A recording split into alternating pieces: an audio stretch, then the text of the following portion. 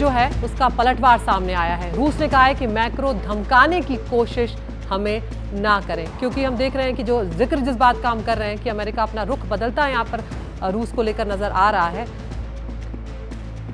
उस पर अब पुतिन से डील पर टेंशन में यूरोप क्यों नजर आ रहा है, ये भी आपको यहाँ पर हम बताते चलते हैं। रूस फिर हमला नहीं करेगा, इसकी गारंटी कौन देगा, ये एक बड़ा सवाल है जो यूरोप के दिमाग में लगा हुआ है। अमेरिका ने साथ छोड़ा तो पुतिन को बढ़ावा मिलेगा कहीं ना कहीं, ये एक बहुत बड़ा डर है उनके भीतर।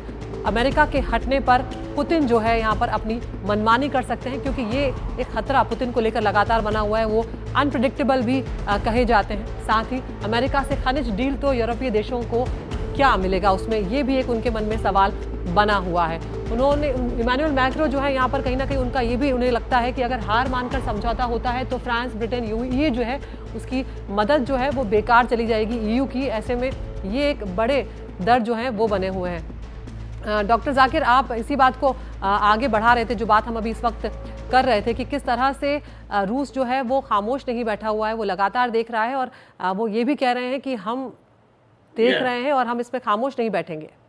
जी, अब रशिया के सामने अब जो चीज़ें बहुत ही स्मूथली जा रही थी कि अब बहुत जल्दी जो है ये सोल्यूशन हो जाएगा यूक्रेन और रशिया के बीच में और शांति आ जाएगी और ट्रंप उसको ख़त्म कर देंगे, ये ऐसा होता हुआ नज़र नहीं आ रहा है। क्योंकि जो ये 3 साल से 2.5-3 साल से जो लड़ाई चल रही थी, पुतिन ने सिर्फ न्यूक्लियर ब्लैकमेल किया था यूरोपियन यूनियंस को। यूरोपियन यूनियन के 2 कंट्रीज के पास फ्रांस के बाद 290 न्यूक्लियर वेपन्स हैं और यूनाइटेड किंगडम के पास 250 हैं, कुल 540 वेपन हैं। तो अगर 4 वेपन भी एक दूसरे के ऊपर कोई मार देता है तो बड़ा मुश्किल हो जाएगा इस तरीके से चीजें आगे करने के लिए। तो कहीं ना कहीं रशिया भी अब अपने डिफेंस के लिए आगे आ रहा है। बिल्कुल, जो अभी तक ये सोच रहा था कि हम बगैर लड़ाई किए अब जीत लेंगे और सारे मिनरल पर हम कब्जा कर लेंगे, उसमें जो है अमेरिका के साथ मिलकर कुछ ऐसी चीज करेंगे जिसमें बंटवारा हो जाएगा। यूक्रेनियन कंट्रीज का 160 साल के लिए गिरवी रखा जाता है यूक्रेन। तो ये चीजें अब बहुत ही कॉम्प्लिकेटेड लग रही हैं कि ऐसा होने नहीं जा रहा है, कुछ नया होगा।